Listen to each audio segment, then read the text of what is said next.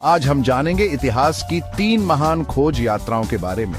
ये यात्राएं सिर्फ समुद्री सफर नहीं थी, बल्कि ज्ञान, व्यापार और संस्कृतियों के आदान प्रदान के नए द्वार खोलने वाली घटनाएं थीं। 3 साहसी नाविक, 3 अलग अलग दिशाएं और 3 ऐसी कहानियां जो आज भी हमें रोमांचित करती हैं। तो तैयार हैं आप हमारे साथ इस सफर पर निकलने के लिए? आइए सबसे पहले रुक करते हैं उस दौर में जब दुनिया अपनी आंखों से परे की दुनिया को जानने के लिए बेकरार थी।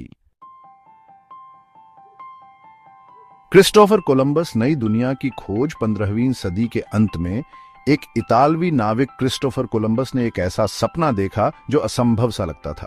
पश्चिम की ओर समुद्री मार्ग से भारत पहुंचने का सपना।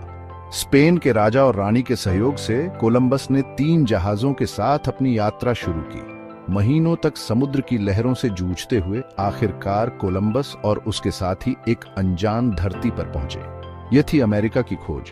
कोलंबस की इस यात्रा ने यूरोप और अमेरिका के बीच एक नए युग की शुरुआत की, जिसने दुनिया को हमेशा के लिए बदल दिया। वास्को डी गामा भारत की ओर कोलंबस की खोज के कुछ ही साल बाद एक और साहसी नाविक वास्को डी गामा ने अपनी यात्रा शुरू की। वास्को डी गामा का लक्ष्य था समुद्री मार्ग से भारत पहुंचना।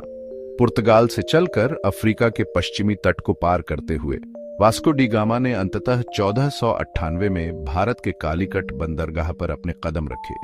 यह एक ऐतिहासिक पल था। इस यात्रा ने यूरोप और एशिया के बीच सीधा समुद्री व्यापार मार्ग स्थापित किया, जिससे मसालों, रेशम और अन्य कीमती वस्तुओं का व्यापार बढ़ा और यूरोप में एक नया युग शुरू हुआ।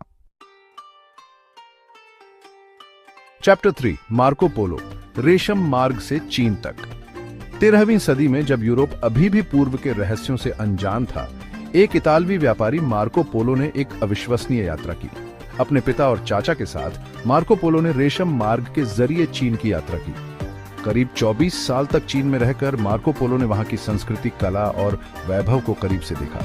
वापस लौटकर उसने अपनी यात्रा का वृत्तांत लिखा, जिसने यूरोप में चीन के प्रति कौतूहल और रुचि पैदा की। उतरो इतिहास के पन्नों से अगली मुलाकात तक। धन्यवाद दोस्तों, उम्मीद है आपको यह जानकारी पसंद आई होगी। ये 3 यात्राएं मानव इतिहास के साहस, जिज्ञासा और खोज की अद्भुत मिसाल हैं। इन यात्राओं ने न केवल दुनिया के नक्शे को बदला, बल्कि संस्कृतियों के बीच पुल भी बनाए। अगली बार फिर मिलेंगे एक नई कहानी के साथ। तब तक के लिए नमस्कार।